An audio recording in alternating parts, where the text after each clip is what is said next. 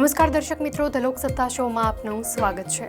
તમિલનાડુમાં અન્ના યુનિવર્સિટીની એક વિદ્યાર્થીની સાથે થયેલ કથિત યૌન ઉત્પીડનનો મામલો ગરમાઈ રહ્યો છે।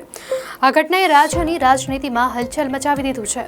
ભાજપ અને અન્ના દ્રમુકે આ મુદ્દે ગુરુવારે વિરોધ પ્રદર્શન કર્યું હતું। ભાજપે આરોપ લગાવ્યો કે આરોપી દ્રવિડ મુન્નેત્ર કશગમનો પદાધિકારી છે।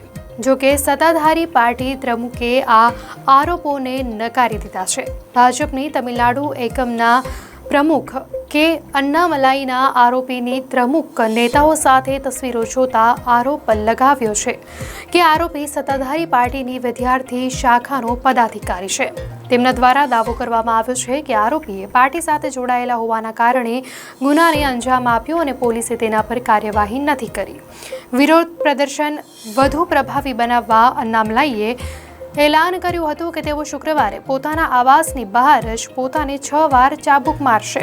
તેમના કહ્યા અનુસાર જ્યાં સુધી ડીએમકે સરકાર સત્તામાં છે તેઓ ચંપલ પહેરશે નહીં અને ખુલ્લા પગે જ રહેશે। ત્યારબાદ ભાજપ તમિલનાડુ અધ્યક્ષ કે અન્નામલાઈએ શુક્રવારે કોયમ્બટુરમાં પોતાના આવાસની બહાર પોતાને ચાબુક મારીને પોલીસ અને રાજ્ય સરકારની ઉદાસીનતાનો વિરોધ નોંધાવ્યો હતો। ત્યારે આ સમગ્ર મામલે વિરોધ કરી રહેલા અન્ના દ્રમુકે સિનિયર નેતાઓને પોલીસે કસ્ટડીમાં લીધા છે। ભાજપના સિનિયર નેતા અને પૂર્વ રાજ્યપાલ તમિલિસાઈ સુંદરરાજને પણ પોલીસની કાર્યવાહીની નિંદા કરતા કહ્યું કે યૌન અપરાધ વધી રહ્યા છે અને સરકાર તેમજ પોલીસ નિષ્ક્રિય બની ગઈ છે।